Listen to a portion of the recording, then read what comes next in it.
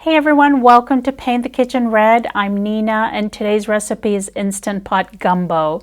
Gumbo is a spicy, thick stew made with chicken, sausage, seafood, and vegetables, and it's served over rice. It's really popular with my readers and it's also a favorite of my family. So I hope you get to try it out. If you're a fan of Cajun food, then you need to check out my video for Instant Pot Jambalaya too.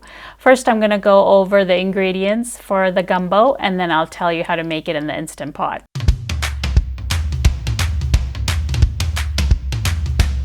Here are the ingredients you'll need for the gumbo.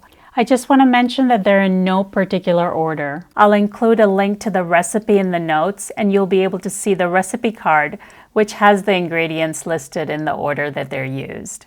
1 pound of boneless, skinless chicken thighs cut into bite-sized pieces. I get asked sometimes whether you can use chicken breasts for this recipe, and yes, you can. I prefer to use chicken thighs because I think they cook so much better in the Instant Pot. 1 cup of diced green bell peppers or red bell peppers, or a mix of the two. 1 cup of diced onions. Half a pound of peeled and deveined shrimp.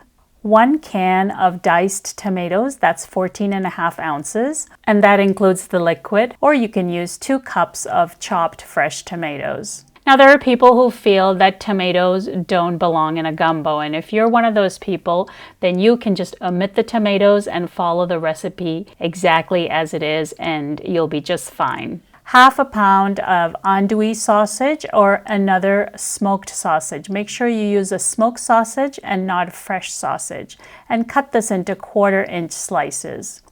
1 cup of diced celery, 2 cups of frozen okra, half a cup of all-purpose flour, half a cup of olive oil for making the roux, and 2 more tablespoons of olive oil for sautéing.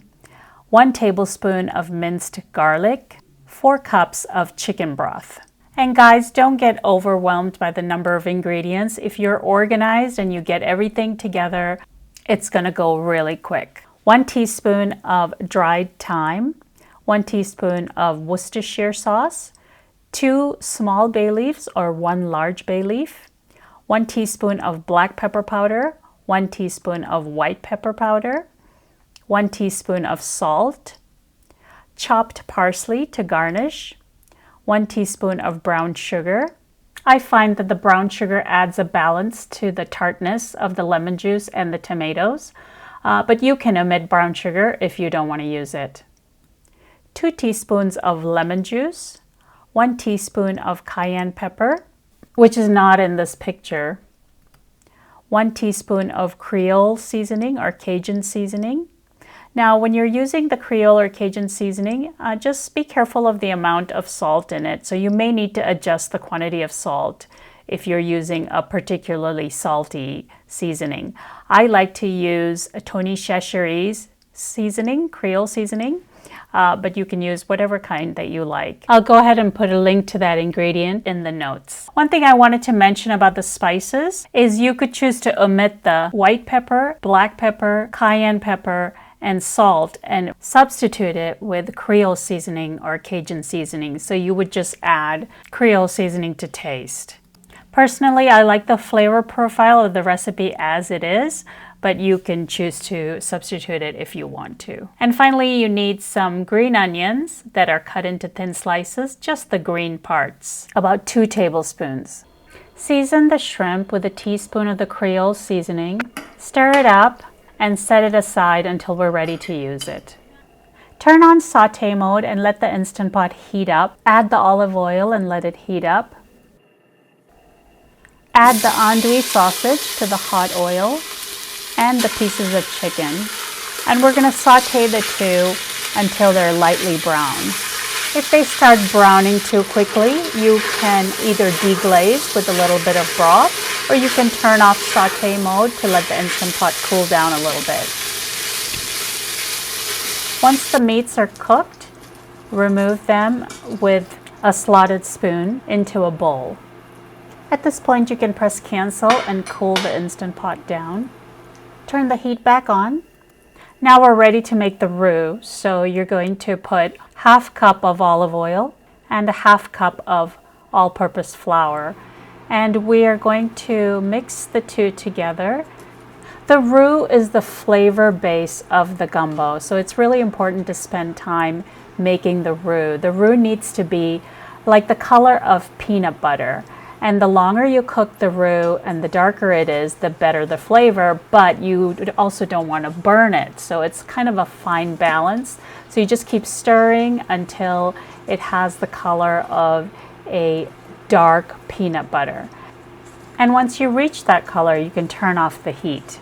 This will give you the thickness and flavor that's essential to a good gumbo. Making the roux takes patience. It can take 10, 15, even 20 minutes. It just depends on how quickly the color changes to your liking. If you can't take the time to make the roux, then I suggest that you make the roux ahead of time, so then you can just quickly assemble the gumbo when you're ready to make it. Now keep in mind that the Instant Pot inner pot stays hot even after you shut off the heat. So you may want to remove the inner pot from the base unit to keep the roux from browning even further or burning. Now we're ready to add the onions, bell peppers, celery, garlic, and stir everything together until the vegetables are soft. It'll be like a thick paste. If there's anything sticking to the bottom, add a couple of tablespoons of broth to deglaze. If you've been watching my videos, you know I mention deglazing quite a bit, but if you're new to Instant Pot cooking, it's really important to deglaze the food before you start pressure cooking. And deglazing is where you add small amounts of liquid, like clear liquid like broth or water, and you remove the brown bits that are stuck to the bottom of the Instant Pot, and that helps you avoid the burn message. Now we're going to add the remaining broth to the vegetables and stir everything together until the vegetables are incorporated into the broth.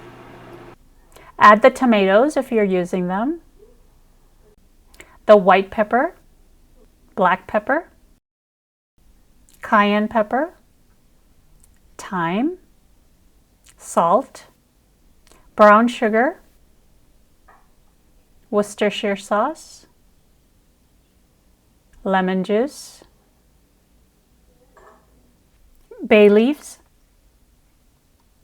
frozen okra, the reserved chicken and andouille sausage,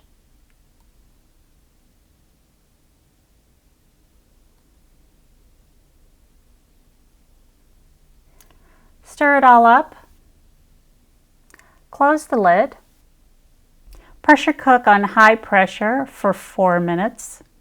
Once the pressure cooking is done, you'll do a quick release of pressure.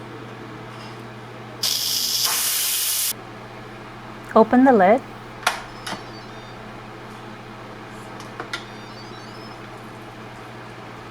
Stir everything up. Now we're going to be adding the shrimp into the hot gumbo, and it's going to cook on the residual heat. So don't leave the lid open for too long. Stir it up really quickly and then add the shrimp in. Make sure the shrimp pieces are immersed in the gumbo, and then close the lid. If you have trouble closing the lid, go ahead and put the steam release into the venting position, and that will allow you to close the lid. Set a timer for 10 minutes and then open the lid, and at this point the shrimp should be perfectly cooked. If you find that the shrimp are not cooked enough to your liking, just close the lid for another few minutes. Or you can just heat it through in saute mode. Stir everything up and serve into a serving bowl. Garnish with green onions and chopped parsley. Gumbo is traditionally served over steamed white rice. So check out my video on white rice. I also have a brown rice video also that you can watch. Let me know what you think of the recipe. Thanks for watching, and I'll see you next time.